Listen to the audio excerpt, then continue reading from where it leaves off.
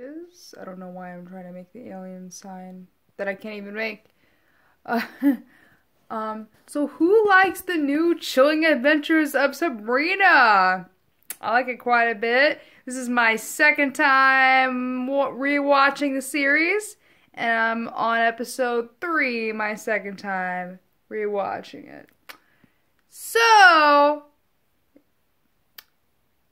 what are our thoughts on episode 3, Trial of Sabrina Spellman? I like the episode. I want to say that originally I thought the first 3 episodes were too dark, and I was like, oh no, she's not going to get out of this. Satan is just going to keep coming for her, and I almost stopped watching the series after these 3 episodes the first time. But I'm glad I continued on. If I remember correctly, it doesn't seem like it's as dark later. I think it's because after these 3 episodes, spoiler alert, you will want to stop now if you have not seen them. Because I'm going to talk in depth about this. So, fair warning, leave now if you don't want me to spoil anything. So basically, she wins. She wins the trial at the 3rd episode, and I think that's why it gets a bit less glum, a bit less gloomy. And that's why I guess after that I was able to watch the show even though it was still scary and it didn't bother me. So I'm really glad that I stuck it out and continued on because I originally was gonna quit for a little bit, but then I couldn't stop thinking about it. So but my thoughts on this particular episode, if we want to get go in depth or detailed, I feel like I wish that Sabrina had seemed a little more scared or nervous when like her principal was showing signs of being Satan, or when she was going to be stripped naked in front of the entire crowd. Yes, they requested it be private, or maybe she thought it was going to be private, but she never really looked very scared to me, and that's something I wish I would have seen more of.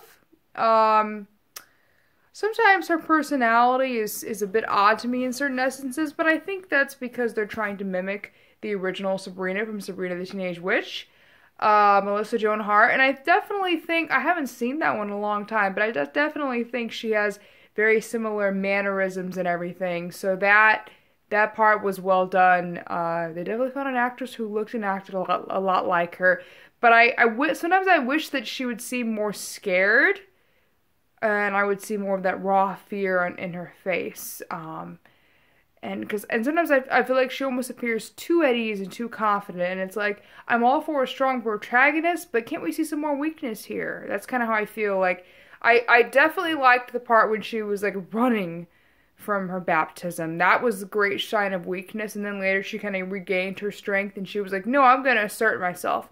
So I like that they did show that some struggle, because I've seen some movies, like, I think the new Beauty and the Beast in particular, where I was like, where is the struggle? Like, you've got to be more afraid than this, come on. So I do like that. I like that she ran from her dark baptism. Still, though, there are some portions where she seems a little overly confident at 15. A lot of people are really insecure at 15, so not that I'm against it, but it would be kind of cool to see a character who's not as confident grow to become more confident. And she seems awfully confident right now at 15. I think it'd be cool if we could see these issues and these battles that she faces make her more confident. Although I realize that there's so much controversy over the show that who would have stuck around for that? I mean, I think maybe the fact that she is a very strong protagonist is what helped keep a lot of people still watching it. So you could also argue that maybe it was a good decision to continue with her being a strong protagonist because it kept more viewers watching it. So I don't know, there's argument on both sides there for that. Something else I would like to bring up is just like nitpicking a little bit more, I guess. Things that bothered me a little bit about the show. For one thing, it bothers me when she says, so they were both deceivers. When she finds out that her parents, her mother and her father, both weren't telling each other things. Well, I'm sitting there thinking, your mother probably didn't tell your father that she was going to baptize you in the church because she knew he would try to stop it. And she was probably trying to save you. So that line really bothered me when she was judging her mom too. And she was like, so they were both deceivers. I wanted her to be like, so my mom tried to save me. Because if we remember, in the other episode, I believe, her mother was the one who was like, run, run. It wasn't her father who was saying run. It was her mother. So I believe that I wish the writers, that's some qualms I have with the writers about that. I wish she would have said, oh, so my mother tried to save me, instead of being judgmental and being like, so they were both deceivers. Yeah. Also, that whole thing with the lawyer really bothered me because it's like, okay, yes, maybe he did terrible things, but like he said, Satan tricked him into it. He just made a stupid decision, a stupid mistake, and we all make mistakes. Unfortunately, his mistake was more costly. So he ended up making a deal with the devil because he wanted to become the best lawyer ever, and in return, he ended up trying and relieving murder victims and everything, which is terrible, but I hate the part where I love the part where he defends himself as a result because it's due to Satan, but then I hate the part where he goes, I've done my fair share of evil, but I think I can fix you. It's like, yes, you've done evil, but like you said, you had no choice, did you? Weren't you kind of forced to do it by the devil? So, and you didn't, so I mean, if that was the case, then I feel like I wish that line kind of bothers me because it's judgy again. Like, I'm all for his defense, as he's a lawyer, and I'm all for his defense. And he's just a good guy caught in the wrong situation. That's how I see him. So that line kind of bothered me a little. Some of the judgmental lines in the show bother me a little bit. They don't seem quite right, like they're placed quite right to me. Does anyone else feel this way, or is it just me? Am I just crazy? Well, I don't think I'm crazy because I think I make valid points. But yeah. So this is my talk on episode 3, Trial of Sabrina. If anyone wants to add anything, let me know what they thought. Tell me down below in the comments. Otherwise, I would say I quite liked it. I didn't like the darkness at first, but now that I'm used to it, I know that everything's gonna be okay. Well, at least for a little while. I feel conflicted about the ending. I didn't mean to talk about the ending. I meant to just talk about this episode in here because I'm going to try to rewatch them. But I must admit, I feel very conflicted about the ending as to whether or not I am happy with it. I was conflicted with that first.